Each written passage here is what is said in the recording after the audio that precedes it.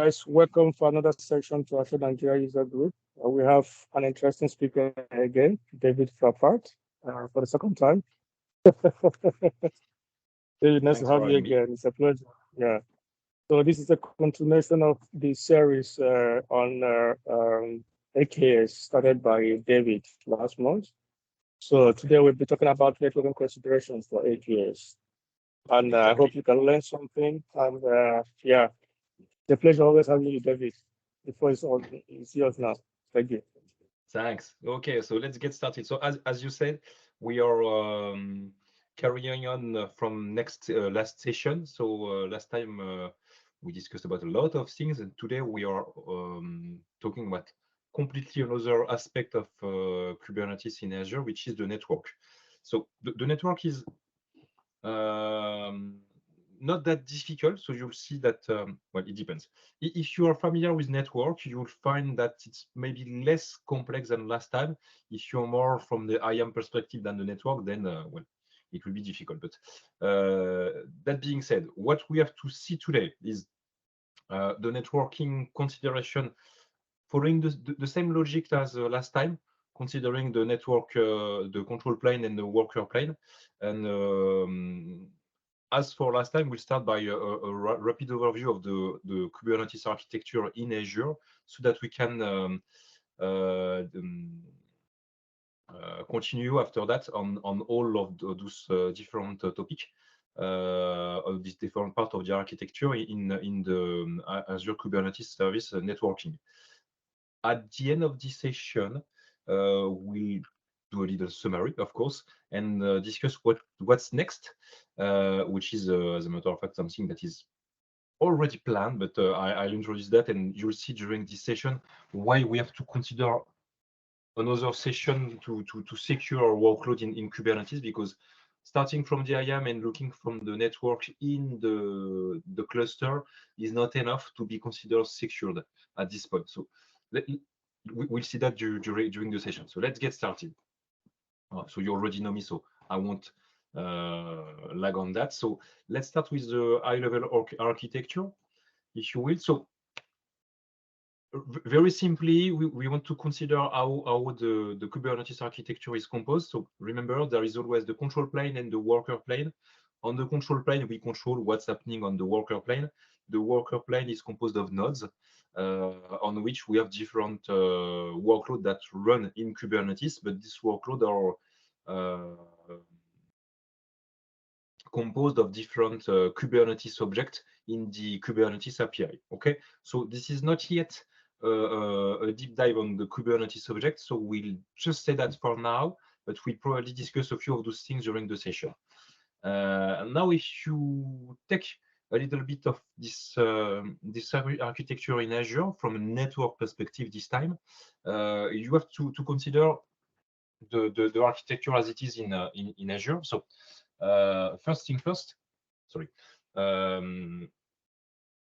Azure Kubernetes Service is in the PaaS category, which means that as for most of the PaaS solution in the cloud, the public cloud, and in Azure also, this is an instance which is exposed not directly inside the virtual network. So that's why you have a little block over there showing the Azure PaaS and then your Azure Kubernetes service, and then you have another part which is a virtual network.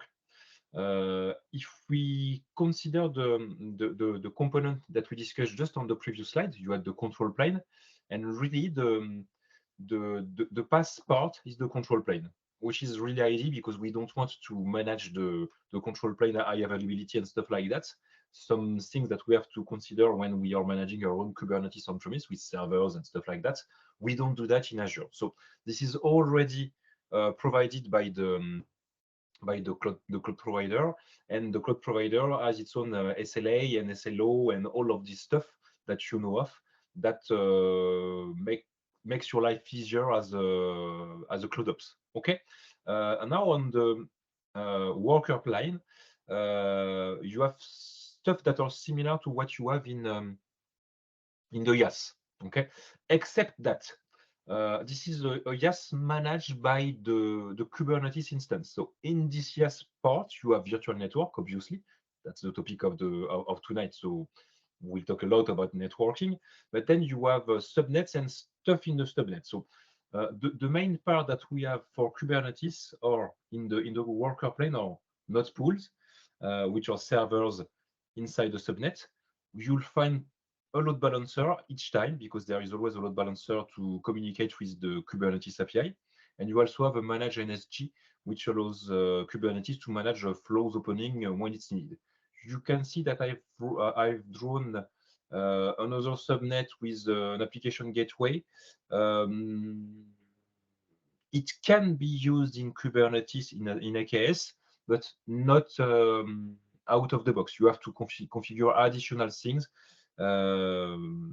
which are typically out of the scope of this session. So what we have in our architecture is the control plane, which is the managed service in PaaS, and the worker plane, which is a IaaS component, but managed by the control plane. Which means also one thing, you don't configure the network on your own in the AKS object over there. You don't touch this virtual network that much. You don't manage the virtual machine. You let Kubernetes manage it. So this is not totally true for the virtual network, but we discuss about that during the few illustration that I will try to provide to illustrate my purpose. Okay, so that's it for the architecture. So now that we discussed that, we need to consider the network for the control plane. But before going into the control plane, we need to discuss about the basic networking for the PaaS, because as I said, the Kubernetes cluster is a PaaS instance. So that's why we should consider how the network is configured when we go on a PaaS solution, right?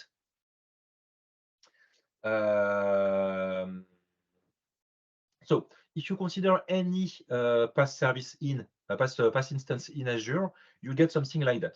You have a PaaS instance over there with its network interface that you don't see because you don't want to manage it. This is PaaS. This is the aim of the PaaS. And this PaaS instance is exposed on the Azure public namespace, which means that he has a public FQDN, right? You have different level of configuration available on the PaaS to have some basic firewall option, which under the hood are doing some action, but not necessarily on the pure network side. For example, if you look at the database service and their firewall option, this is more a system firewall than a network firewall inside the database server. Okay, so it really depends on the service, but nevertheless, all the PaaS instance always have some limited network configuration, which allows to do some filtering. And usually you will have a public IP accept list or VNet rule. The public IP accept list, as the name implies, allows you to define a public IP to access the PaaS instance. And the VNet rule, as the name implies, but maybe a little less clearly, will allow you to define a virtual network to access your instance. So that's why I try to illustrate over there. So we have a client on the internet which presents a public IP. If it's public IP, it's declared over there, then the client can connect. Okay. Same for the client on an Azure virtual network. If the subnet of the client is declared in the VNet rule, then the PaaS instance is reachable from the client. Okay, so you will tell me, and you will be right, that there's always the possibility to go outside from this client on an Azure virtual network on the internet and reach the PaaS instance through an accept list. That's true, except that it would mean that we have to specify another configuration on the virtual network so that it goes out on the internet with a specific IP address so that we can declare it on the accept list. If we don't do that by default, you may know that there is a kind of transparent default NAT gateway which is not called Net Gateway at this point, which allows you to reach the internet without declaring anything. This is the beauty of Azure, or maybe the worst thing of Azure, depending on your point of view, which allows you to access internet without a known IP address. So that's not the purpose of that. Remember, by default, if you want to access a PaaS instance, usually you have a public IP accept list or a VNet rule, which allows you to access it. Okay. But there is another option, because that is not really acceptable. This is still a public exposed network. So usually, if you talk about security people, they don't like that. And because they don't like that, and there are Microsoft clients, Microsoft answered to their request with something called private link. So private link is the mean that Microsoft gave us to privatize the PaaS instance. And as you can see on this schema, this is a mess, really. So you can see I've added some, I kept the previous schema, but I had to add additional boxes and stuff and arrows to explain how it was working. So what we want to do with private link, and specifically in the case of Azure PaaS, we will have private endpoint. We want to cut the public access. So that's why there is a red cross over there, because we don't want it to be reachable. How do we do that? If we take an instance, you will see, and I will illustrate that afterward, that there's a way to deactivate the public access, the public access. Okay, but by doing so, you just break that. But you need to configure something else, because if you just break the public access, well, the public access does not exist anymore, but there's no other access. Okay, so how do we do that? Through the private link technology, which allows us to NAT network interface inside the virtual network. This network interface is NAT to the PaaS instance, so that's why there is some kind of arrow over there connecting those two network interface card. So instead of being publicly accessible, the public PaaS, the public way is deactivated. Now we have a private access. So that is a network interface card living in a virtual network, which has a private IP address only, which was not the case before. So there are other implications on the DNS configuration. Let's not go too deeper into that tonight, but if you have a question, feel free to ask that at the end.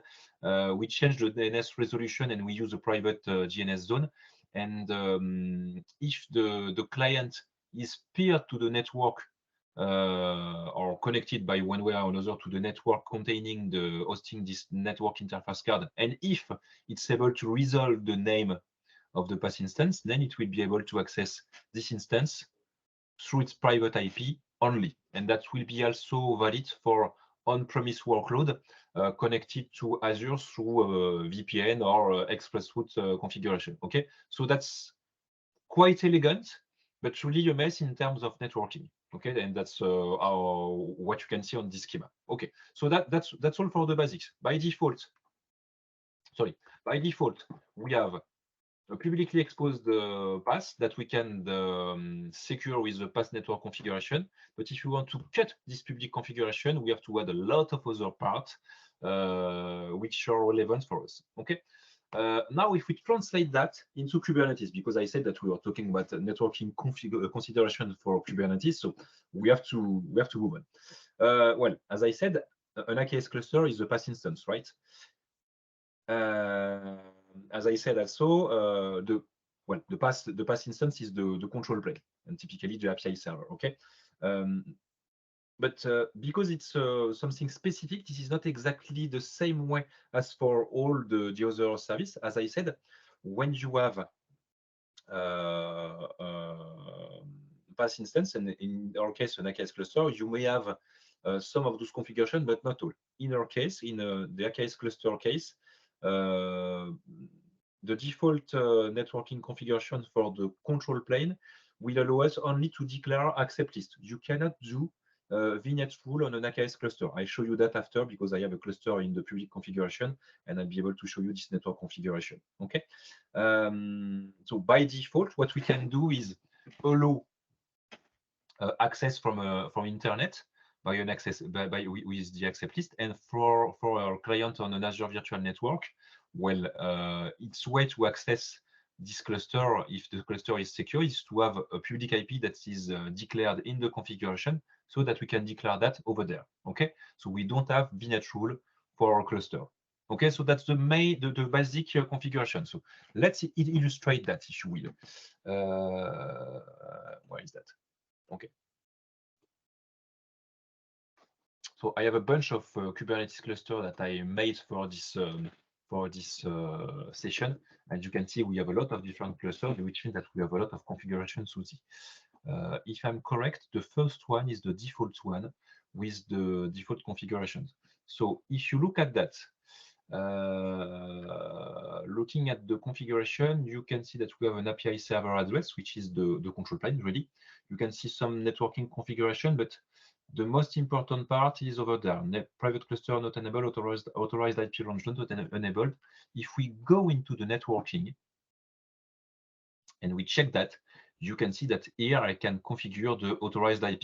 Okay, so before doing that, I'll try to do something that way. So maybe we can do that way. Okay, so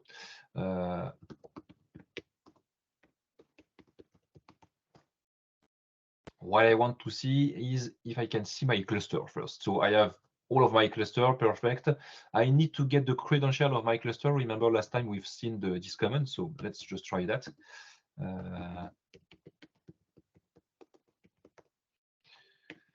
That should be this one.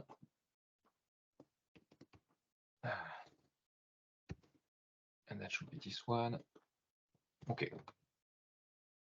I've done that before, so I will just merge that. And now I need to do a little bit of Kubernetes. So you know me, I'm lazy. So there is an alias for kube control, which is K. And I will just check the configuration is available.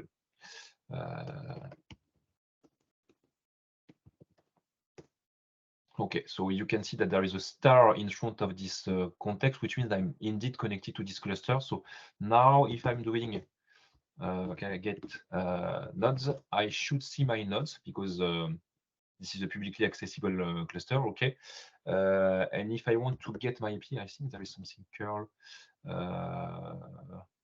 Oh, what's the command for that?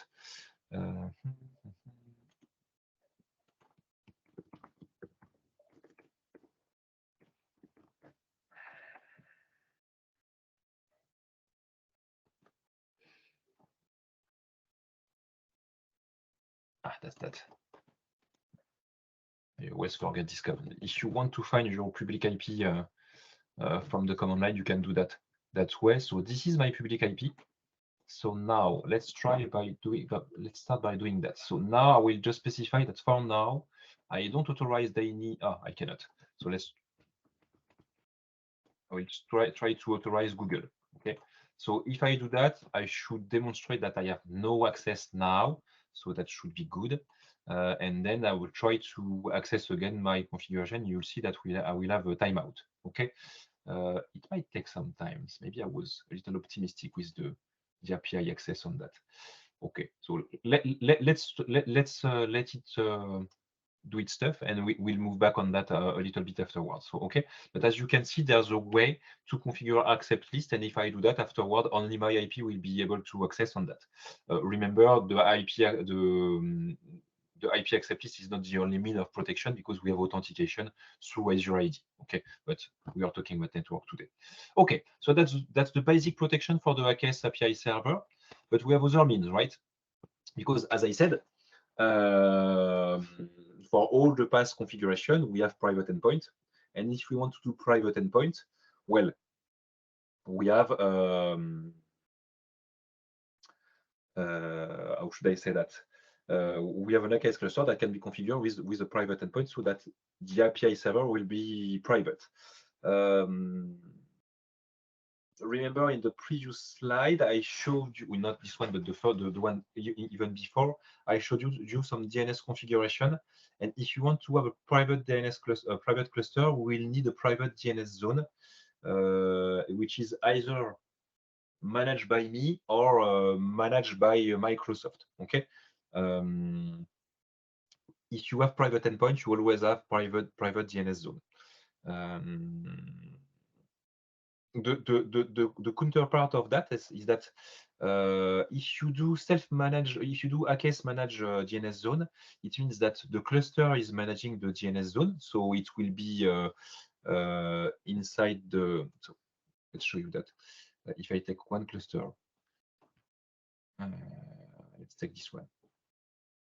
If I go into the configuration, all the objects managed by the cluster are always in the configuration cluster over there. So if I do a private cluster with a managed DNS zone, I will have a managed DNS zone in this resource group. Okay. The main problem with that is if you want to have governance on your Kubernetes private cluster, if each cluster has its own DNS zone, then you need to manage all those DNS zones for the DNS record. So that's not necessarily blocking depending on the way you access to your cluster. But if you have to access your cluster from, let's say, on-premise, okay, on-premise, you have to get a DNS resolution. Then again, I will not dive too deep, sorry, into the DNS, the hybrid DNS configuration. But just so you know, if you have a private link service, you need to configure the DNS on your DNS server so that it forward the request to Azure so that you can reach the private DNS zone. Okay. If you have more than one private DNS zone for the same service, there's no way that you can configure forwarding. So that means that you won't be able to access to your private cluster from on-premise. So you will need to access your private cluster API server from Azure, one way or another. So I'll show you how we can do that afterward, but that's one limitation. That's why usually you will have a self-managed DNS zone, private DNS zone, so that there is only one private DNS zone managed by some team, usually a networking team or a DNS team, and all your DNS record for your private cluster or for your other private path, as a matter of fact, will be managed in this DNS zone. Okay. In this case, it's nice because you are sure that all the record are in one zone, and that's okay. In terms of accessibility, it means that you need to rely on some DNS team, and you may not have this DNS team. Okay, so that's why we have also another way to still be able to reach the private cluster without worrying too much about the DNS configuration. We have another flavor of DNS configuration for the private cluster, which is, to my knowledge, only available for AKS, which is the Azure Public DNS Zone Microsoft Managed. What do I mean by that? It means that this DNS zone is the same DNS zone as earlier, the Public DNS Zone managed by Microsoft, but instead of having a public IP, we have a private IP. So let me illustrate that. So as you can see, I have more than one cluster, as I said earlier. No, not that. Oh, come on. I have more than one cluster, and if I'm correct, the second one should be a private one. But I want to get the FQDN over there. Okay, so let's check that. If I'm doing an NS lookup on the name of my cluster, this one, remember this is the public cluster, so I will reach out the DNS configured for the cluster, which is the DNS managed by Microsoft, and it will tell me, oh, you can reach this cluster on the 20.237.75.88. Nice. This is the public IP address, so that means that if I have the network flow authorized through my API accept list, then it's working. Now, if I have a private cluster with public FQDN, that means that if I'm doing this time this one, which is my second cluster. And you can see over there that I have a private IP, which is, oh no, I closed my window, but I need it. Yes, this is this one that I need. Okay. If I'm going to my second cluster over there, this is this one. You can see that this time this one is private. Okay. If I look at the networking configuration, I'll see that it's private over there. And I should be able, no, this is not what I wanted to show you. Okay, this is this one I wanted to show you.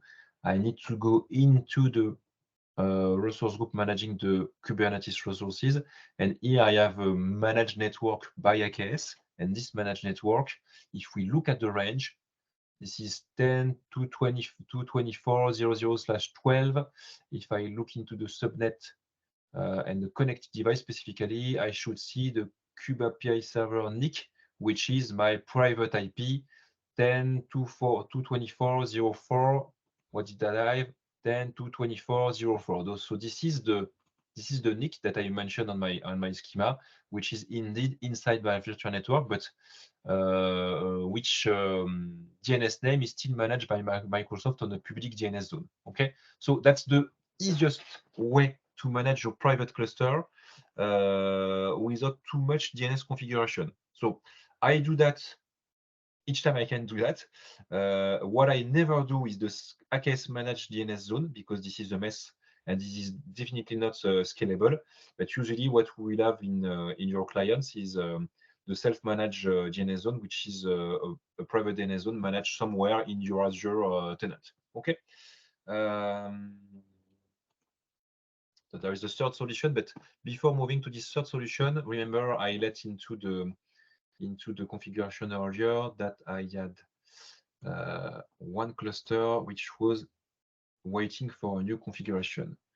It seems to be okay. So if I go into my networking configuration, I have this IP. So this is not my IP, if you remember well. So I'm still connected on the first cluster, right? So now if I'm trying to get some nodes, I can do that. It will wait before I get an answer. And if we are patient enough, which is not my case, we should see a timeout answer. Okay, so I'll wait for that just to illustrate my purpose. And then in the meantime, we'll change my configuration. Can I get that?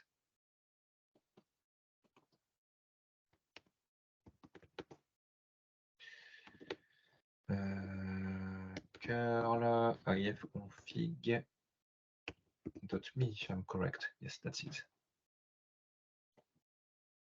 So this is my public IP. So we change my configuration.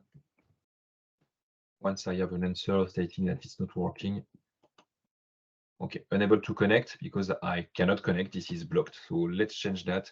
And next time I try that, it should be working correctly. Okay, so for now, we've seen the two basic ways that we can configure the network for our control plane so that we can secure the API server, because this is really what we want to do. From a network perspective, we want to secure the control plane. So remember, the control plane is not the same network access than the application. We are not talking yet about the application. We will talk about the application another time. For now, we are already talking about the architecture and the infrastructure underlying this cluster. Okay, so if you want to secure our cluster, either we have acceptist on the API server, either we have private endpoint, and private endpoint can be used with private DNS zone, self-managed or AKS managed, or public DNS zone by Microsoft, but with private IP address. This one, I find it elegant and secure enough, but usually I have some, let's say, unfavorable people which don't want to see a private IP address in a public DNS zone. I can get that. But well, the private IP address should be in the RFC 1918. So those are your private IP address. You know, this 10.0.0/8, 172.16.00/. 12 and 192.168.00/16. Those are the private IP address, so everyone is using that. So seeing that in the DNS, well, we don't really care. But well, I'm not the one deciding that. But remember, you have 3 ways to configure your DNS configuration for your private cluster. There is another way to configure your cluster if you want to secure, to have some control on where your API server is. So remember earlier I said that the Azure Pass usually is not inside the virtual network. Okay, you have some exception. And to make it even better, what I said earlier is not that true anymore, because you have one option, but it is still in preview, on which you can configure which allows you to configure your API server to be inside a subnet. So if you're familiar with the delegated subnet feature that you find in Azure, for instance, for example, for Databricks or for app service or other stuff, you can, or Azure Container Instance, for example, you can have pass solution which are projected into a subnet, and this subnet is delegated to the service, which means that the control plane of the PaaS server is controlling the subnet. This is what we do in this case. We have a means to configure the API server so that it's projected inside the subnet. And it will be well, in a dedicated subnet. The DNS does not change that much, and to be honest, the strange part with that is by default you can have a Kubernetes cluster with its API server inside of subnet, but still be public, which is what I showed you afterward, or private. Okay, that's the strange thing. So the API server is inside the subnet, but it can be public or private. If you want it to be private, this is the same option. You have to do it with self-managed or AKS managed DNS zone, or with public DNS zone, as I said earlier. So this is exactly the same, except that you project your API server inside the subnet. How does it stand on the network side? So, well, this time let's take the third cluster. If I'm correct, this cluster is not private, but if we look at the networking configuration in the properties, we should see that we have an additional subnet in the network. Subnet. As you can see, I have 2 different subnets, and as you can see, this one is the AKS subnet. If I look at the connected device, I'll see the AKS node pool, but I have another subnet which was well created at the same time as the cluster. So this subnet is called AKS API Server Subnet. It is a much more smaller subnet, only 28. So that means not that many addresses, 10 to be clear. Well, a little bit more, but at this point only 10. And as you can see, this is a delegated subnet. Okay, delegated subnet, as I said, means that only this API server can be projected inside of it. If we look at the connected device, you can see that the Kube API server is exposed through a load balancer with the private IP following over there. Okay.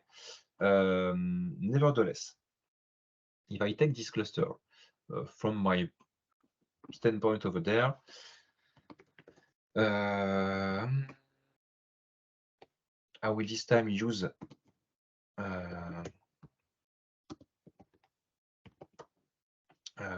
this one, because this is this one, if I'm correct. And now, if I'm doing get nodes, I'm on my home. Okay. If I'm doing also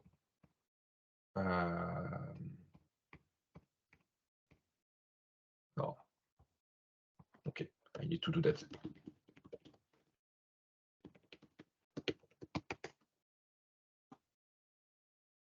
I will also do an NS lookup on that.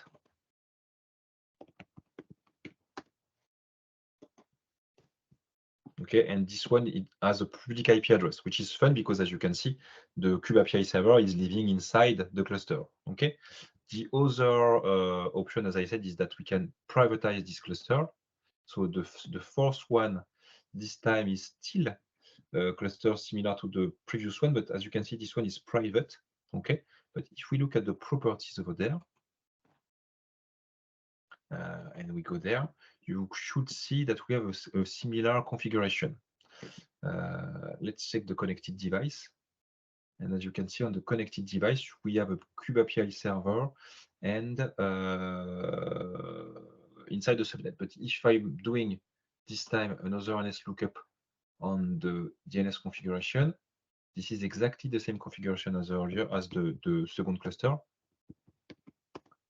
Oh.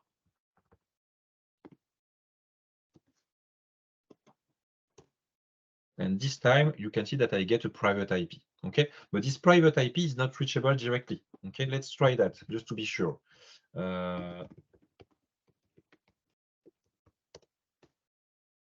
will switch back to the second cluster, which was a private cluster. This one. If I'm doing get node, it won't work. Okay, similarly to the first one. Let's let it work while I'm preparing my things. What we can do if we want to access this cluster, this private cluster, as I said, we need to be in the same network. So I don't have a virtual machine inside the same network, but I do have a Cloud Shell which is integrated into a virtual network. So what we can do to illustrate that we can still access our cluster and that it's not broken, we'll go into the network over there, and we are going to create a peering. Okay, so let's do that. Let's add the peering. The network that I want to use is this one. Okay. The name of my peer is peer to shell. And the remote peering will be peer to yes. Okay, let's do that. Once it's completed, we'll be able to go over there. So this is my my shell, my Cloud Shell, which is VNet integrated. So I am able to communicate with private things. So this is just to illustrate the private cluster access from a virtual network. Why is doing that? Let's verify. Okay, so as you can see, we have a timeout. Okay. I will switch back to the first cluster because remember, if I'm correct, this time earlier I authorized my IP. So if I'm going over there into the networking configuration, we should see my IP. Okay, this is my IP. So that means that if I switch back while it's working to that, I can get the node and I should get something. Okay, because I authorize myself to access this cluster. Okay, on the other one, the one that is private, I need to wait for the peering to be configured.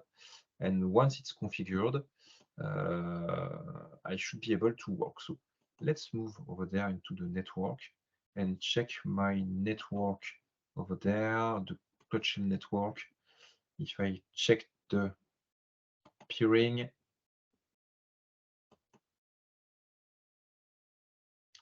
perfect. So it seems to be working. So you can see that I'm peered. So if I go over there, config context. Oh, sorry, I don't have the alias on this one.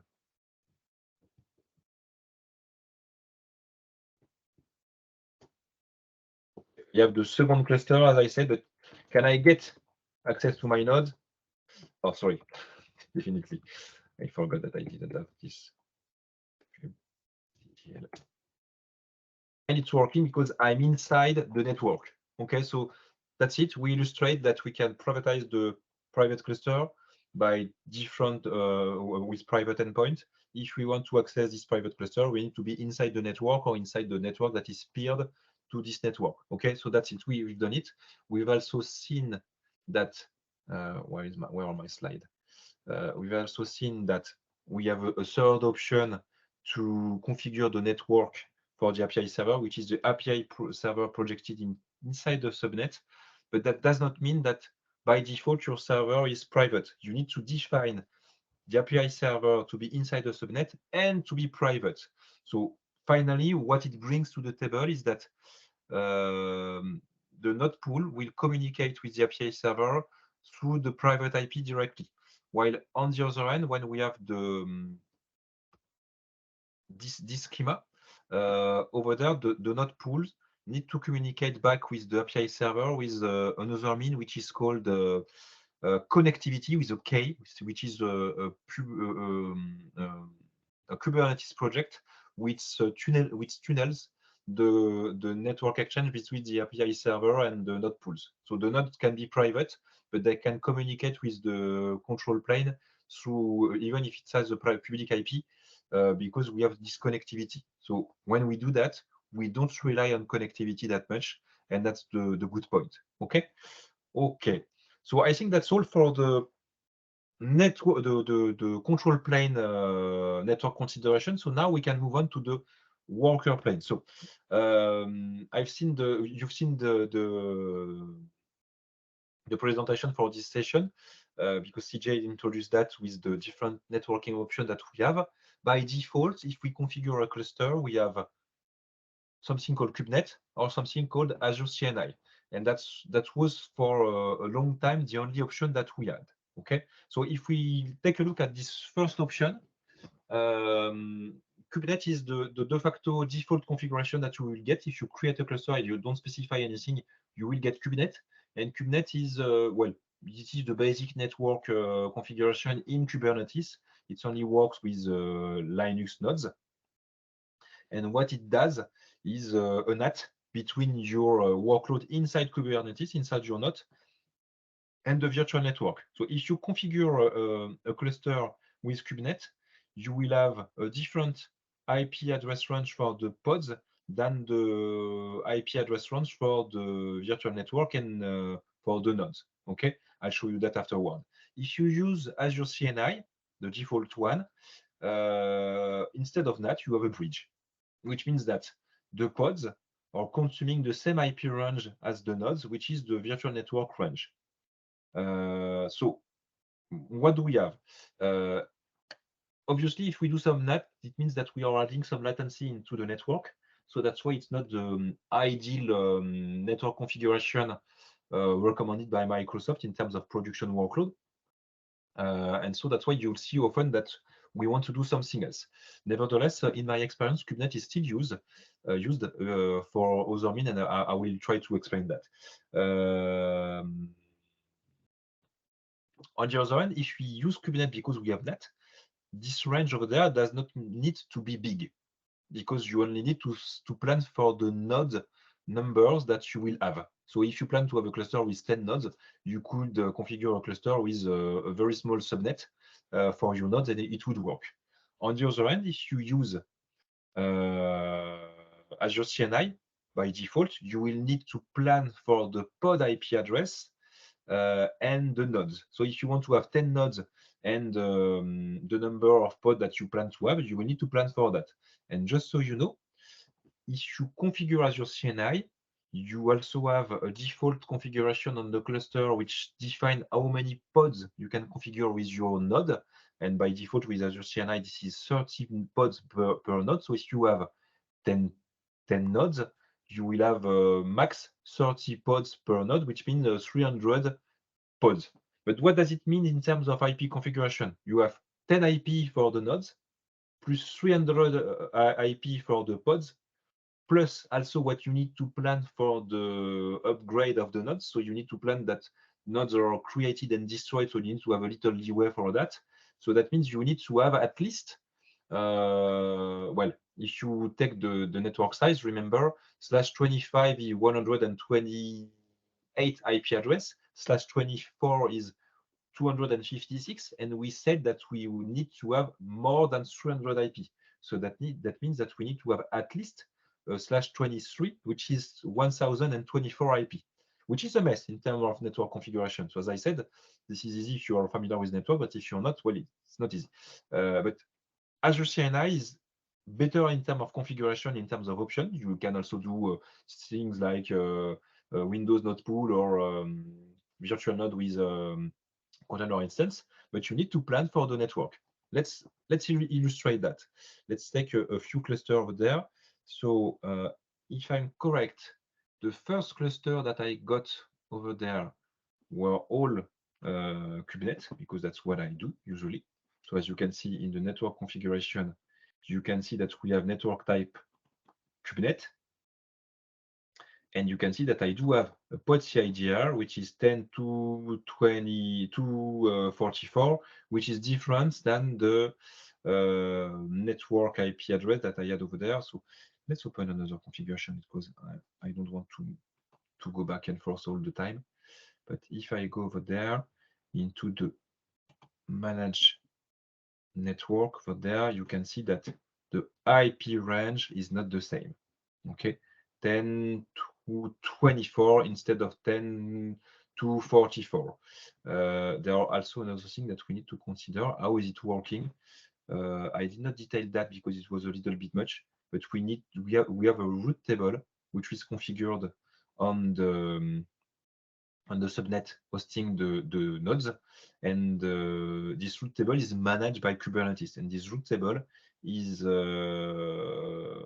created and updated dynamically depending on the numbers of nodes. And as you can see over there, I have one root which is called that name. So this is the name of the nodes, as a matter of fact, and it's telling me that to get access to this range, which is the range of my pods, I need to go to the next hop, which is a virtual appliance, which is 10.2.24.04 and 10.2.24.04. If we look back to the subnet, it should be in the connected device. This is the node. Okay, so that means that to access the pod, that's why I said it was NAT configuration. We have a root table which manages this NAT configuration. Okay. On the other end, if we take a cluster with Azure CNI, I think I have a bunch of that over there.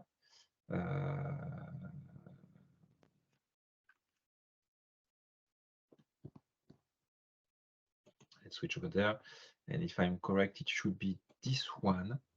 This one is configured with Azure CNI. Oh no, this one is configured with Kubernetes, so this is not this one. So is it this one? Yes, this is this one. Oh no, this is not this one. Bad example, sorry. Do we have one which is correct?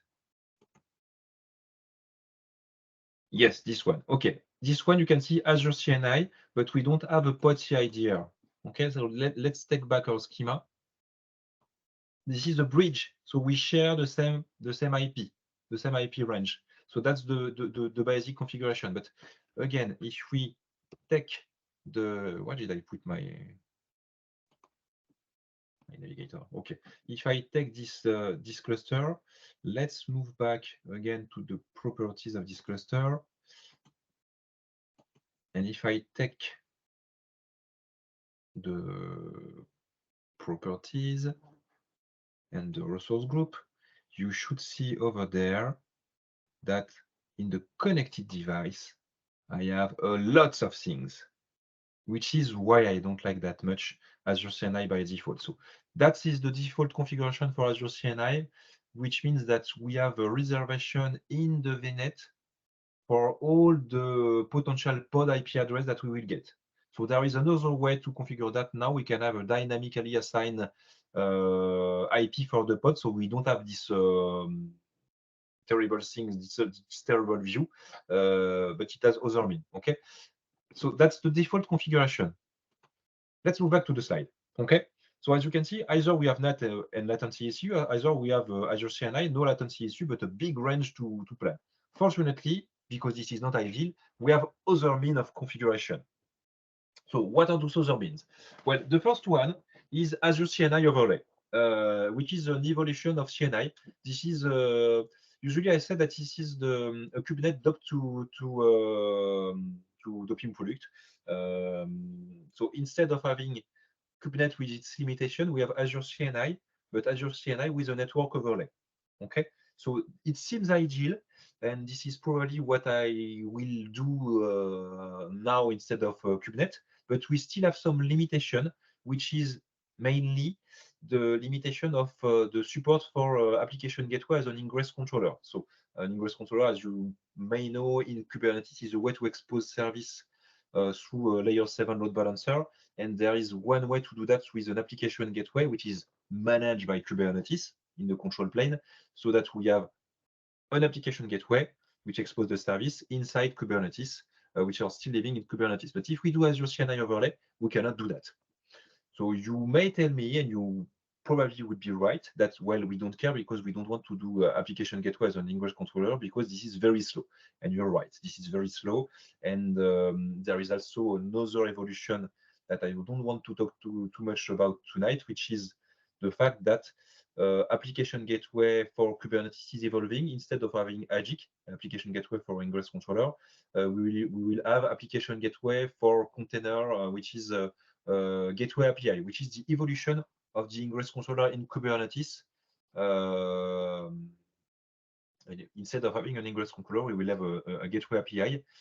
And so application gateway is evolving in its integration with Kubernetes to be a gateway API. So will it work with Azure CNI overlay? I don't know yet because I did not test it yet. All of those things are still in kind of in preview, so we cannot do that. Okay, yet we cannot do that much yet. There are some other options. One in the middle. Well, actually, there are two in the middle, but I will explain myself. The second one is the Azure CNI powered by Cilium. Okay, so what does it mean? So we still have an Azure CNI, we still have an Azure CNI overlay, but instead of being the network implementation of Azure, this is Cilium. And Cilium is another actor, was another network provider in the Kubernetes landscape, which is kind of very famous lately because it brings some very nice functionality based on eBPF. Again, another topic for another time. But just so you know, because Microsoft wants to integrate more options for their clients, you have Azure CNI powered by Cilium, which is a kind of a Cilium managed by Azure with a lot of limitation compared to the community or the enterprise edition, but still providing some nice feature for Cilium. Okay, so that's the second option. Not my favorite because of the limitation. In the middle, before the third one, you have another one which is Cilium Enterprise, but available for AKS on the marketplace. So that means that you create your cluster from the marketplace and it will be managed, and you will have an enterprise license for Cilium, and you will get the support from Cilium, but you need to pay for it. Okay, so that's not ideally what I want to do, especially in my dev environment, but for production of environment, why not? So those are the evolution. And in this one, if I take one of my cluster, where is it? Where is it? Over there. If I take one of those cluster, oh no, I don't need to do that. I need to do that.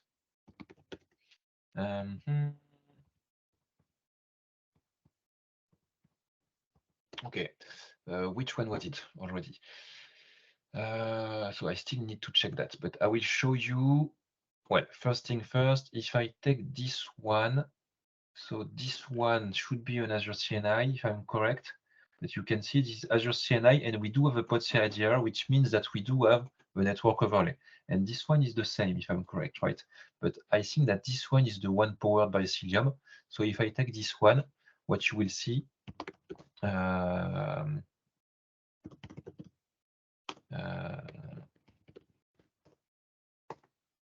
let's switch to the proper config, to proper context. Config use context.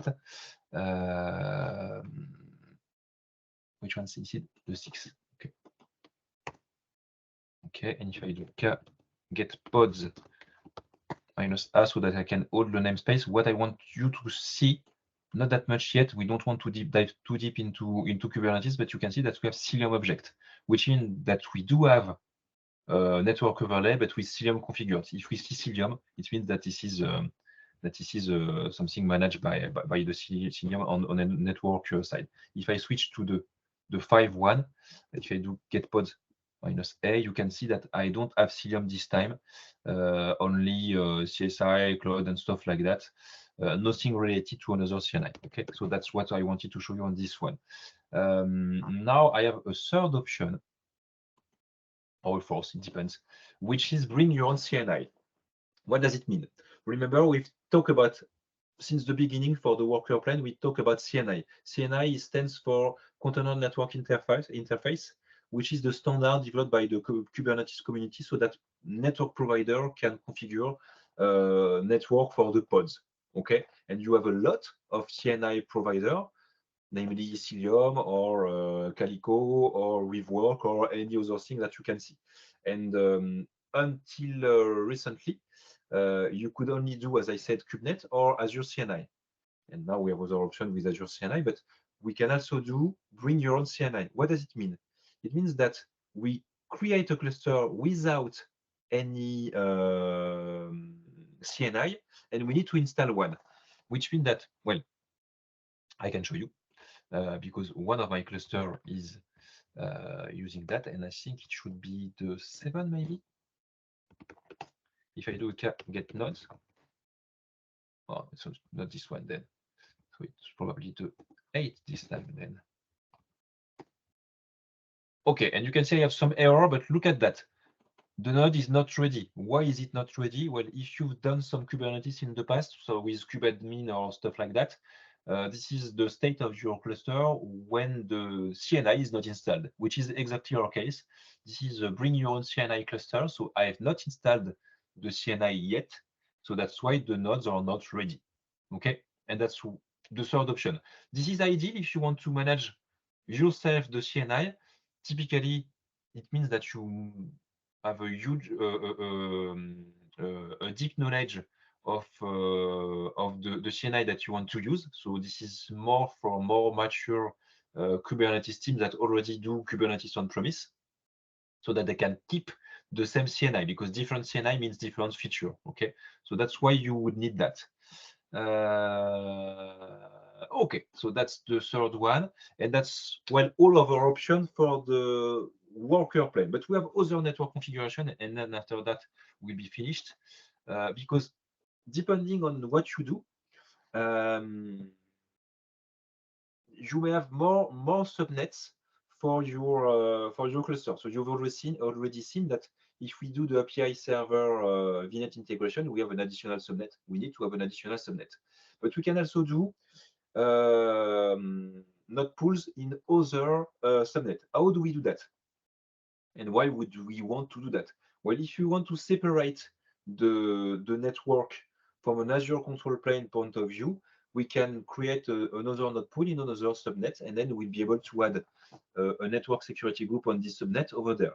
But as you can see on this screen, if you let the default configuration on your cluster, AKS manage the network security group for all your nodes pool, so you will have the same network security group for all the nodes, the node pool. If you want to do that, you will need to add a node pool with this command, specify your cluster name, specify the node pool, and also specify the target subnet ID. And what you get at the end of the command is something like that. So I guess this is this one. Is this one? And the properties. Oh, I should see that over there. Again, okay, and you can see I have additional node pool. Okay, so that's it. That's the correct cluster. But I want to see the properties to show you that this node pool is indeed in a different subnet. As you can see, this cluster is not it's a virtual network inside the resource group managed by Kubernetes, which is another point. So it's good that I've seen that. If you want to do node pool in different subnet, you cannot have a managed subnet, meaning it cannot be Kubernetes which create the subnet. So in our case, that means that for this specific cluster, I had to create myself the cluster beforehand and do the configuration myself. And on this one, as you can see over there, you should see the connected device, and we have two different device in 2 different subnets, one node pool in the subnet AKS and one other node pool in the subnet node pool. Okay, so that's one way to use the subnet. Another way to use additional subnet is for internal load balancer. So internal load balancer, we did not go too deep in that, but if you expose your workload in Kubernetes, you do services in Kubernetes, which are network object, but in Azure, they translate to load balancer. So if you want to do a publicly accessible service, you will have a load balancer public. If you want to do an internal accessible service, you will have an internal load balancer. And what you can do is specify a different subnet for your cluster when you create your server through the mean of annotation in Kubernetes. So that's pure Kubernetes, but I wanted to illustrate that because it translates into Azure network. You can create your internally exposed service with an internal load balancer that will be in a dedicated subnet. Okay, and you would need to create your server with those annotation. Last but not least, you need to control the flows of your cluster from an Azure perspective, and you have different options to do that. Either you do that with the NSG, either you do that with an Azure firewall. If you do that with the NSG, what you have a documentation for that. Can I get that? Okay, over there. So this is the documentation for the networking configuration, and you have the list of flows that should be authorized. And if you want to do it with an NSG, this is only service tags or ports. If you want to do that with a firewall, you can be more specific with FQDN that you can authorize. Obviously, I did not do a schema on that because, well, the time is short. I've already been speaking since 1 hour, so I was right. You need to configure additional networking configuration in Azure so that you can push your egress traffic to an Azure firewall, and then you will be able to manage different things such as the level 7 rules management. Okay, and that's all you want to know, at least for now, for the networking configuration. So let me summarize.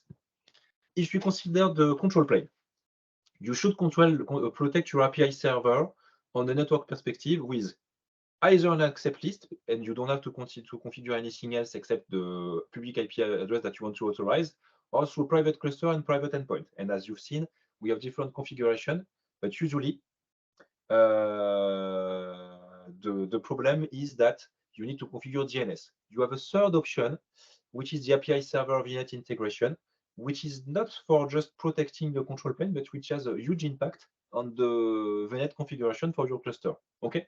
And you can do private cluster afterward. If you consider the worker plane, as you've seen, we have different control available for the network with different CNI. Kubernetes, which is the default, but not ideal for production, but which with an easy overlay, or Azure CNI, which is by default not ideal because it consumes a lot of IP and you don't want to do that. But you can do Azure CNI with overlay or Azure CNI with overlay powered by Single. Okay. If you want to be a full control freak, you can bring your own CNI and install your own CNI. And to be honest, I tend to prefer the bring your own CNI lately, but since I'm not yet an expert in any CNI, I cannot do that with my client. Last but not least, for the egress traffic, you need to protect yourself on an Azure side from the data that is going outside of your cluster, and that's why you need to limit the egress rule. Well, as a matter of fact, you can also control the data flows inside your cluster, but as I said, it will be a topic for another time. Which brings us to the next step. You need to be able to address the control flows from pod to pod with a network policy or service mesh solution, and address the egress traffic from inside Kubernetes with advanced features such as CIOM, which is really another topic, but that we'll probably discuss in another session. And I'm finished for tonight. Thanks for an interesting session. Any questions? I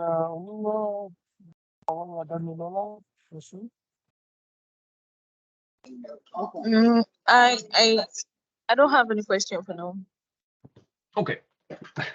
feel free to reach out to me either from through CJ or through LinkedIn directly if you have some question. I'll be happy to answer if I can. Okay, thank you. Thanks, David. Interesting section. Pleasure having you again.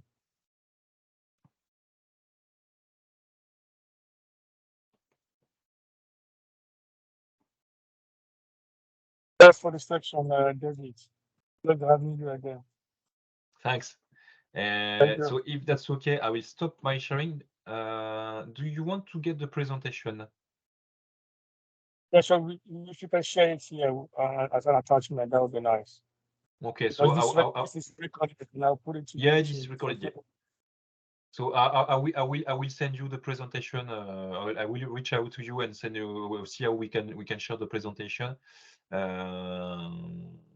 so that you can get it. Okay, perfect. So if you have no other question, then thank you. okay, thanks. Good evening. See you another time. Bye. Thanks. Bye bye.